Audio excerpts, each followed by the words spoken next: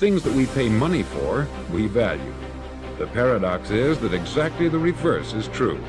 Everything that's really worthwhile in life came to us free. Our mind, our soul, our body, our hopes, our dreams, our ambitions, our intelligence, our love of family, children, and friends.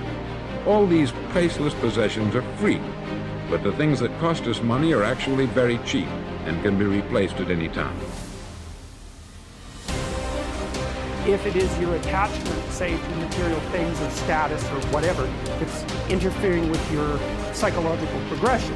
Now, the idea is that you should let go of whatever it is that's interfering with your psychological progression, because no matter how valuable what it is that's interfering is, it's not as valuable as what you're giving up.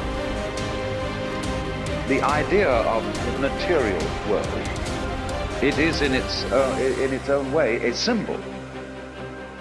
That is to say, if you buy the word material, you mean some sort of basic stuff out of which the world is made. The confusion of money in any form whatsoever with wealth is one of the major problems from which civilization is suffering. When we first began to use symbols to represent the events of the physical world,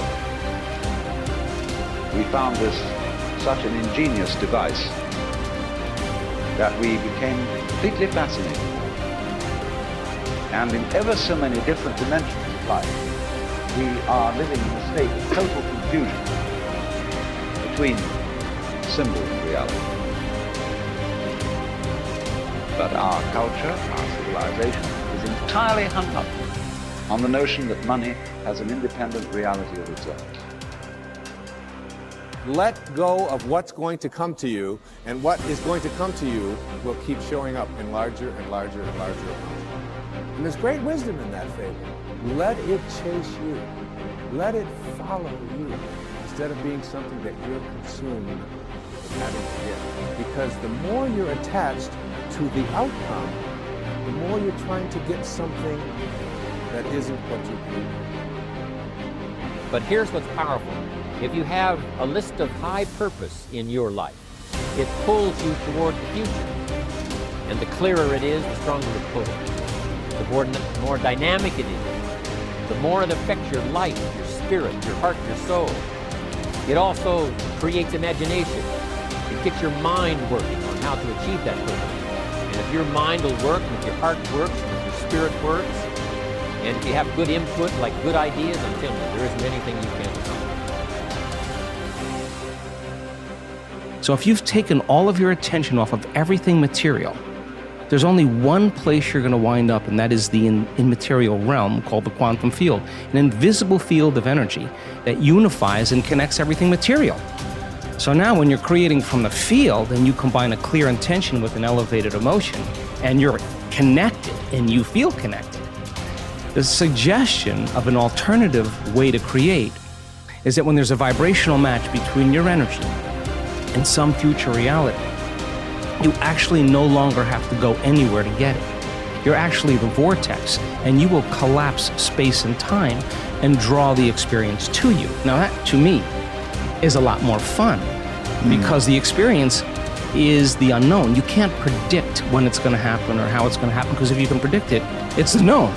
So then you have to lay down the very thing you use your whole life to get what you want, for something greater to occur. Now that goes against generations untold of conditioning and a lifetime of habituation, believing that we're trapped in this material world. And yet I can say to you without a doubt that once you understand that formula, and once you know how to create that kind of brain and heart coherence, the side effect of that is a change in biology, neurologically, chemically, hormonally, genetically. We've measured it. We've seen gene regulation changes in 4 days. More brain coherence, more heart coherence. Your brain's working better. You're trusting your heart. It's open.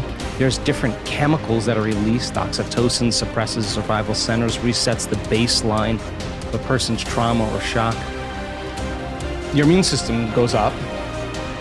You lengthen your telomeres. We've measured that too. So you're changing the future of your body. You're extending your life.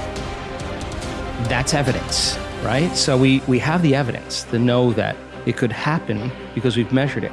But the real evidence is watching the testimonial of someone who says, I had stage 4 cancer. I was told as a 41-year-old woman that I wouldn't live for more than 2 months. And I have no evidence of cancer in my body at all. Or someone that's a physician who has Parkinson's disease that's tried everything from the medical route and has one transcendental moment, and their tremors and their pain are gone. And now they're chewing food, they're swallowing, they're blowing their nose, they're standing up on their own. That's energy affecting matter. So we have hundreds and hundreds of testimonials of people that not only healed their body, but created pretty profoundly magical things in their life. So you have evidence in the scientific world, you have evidence in the practical world, and evidence is the loudest voice right now.